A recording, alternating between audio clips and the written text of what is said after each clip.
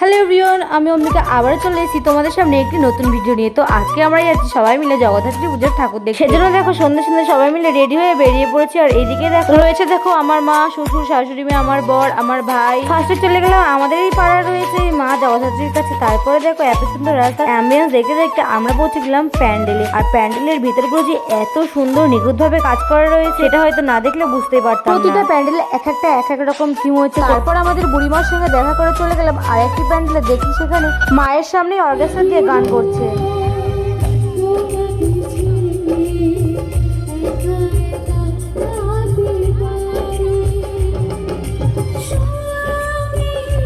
দেন চলে গেলাম আমার স্বপ্নের সেই ঢোলাকপুর, হ্যাঁ কার্টুনের দেশ। ছোটবেলায় প্রায়শই স্বপ্ন দেখতাম যে আমি সেই কার্টুনের দেশে গিয়ে তাদের সঙ্গে খেলা করি। আর সেই ছোটবেলাকার স্বপ্ন আমার এখন পূরণ হলো। তাহলে ভাবো আমি কত পরিমাণ লাভ। তারপরে চলে আসলাম এই বুদ্ধদেবের মন্দিরে। আর এখানে একটা বাচ্চা জন্ম দেওয়ার থেকে শুরু করে মাকে বৃদ্ধাশ্রমে দিয়ে সমস্ত রকম প্রসেস রয়েছে। আর এই প্যান্ডেলটা করেছে প্যান্ডেলের দড়ি দিয়ে। দেখো কিভাবে করেছে, আমি তোমাদেরকে দেখিয়েও দিলাম। প্যান্ডেলটা তো আমার প্রচন্ড পরিমাণ ভালো লেগেছে। আর এই প্যান্ডেলটা প্রাইজও পেয়েছে। তারপরে দেখো চলে আসলাম আমাদের সব থেকে প্রাচীন রূপকালী মায়ের মন্দিরে।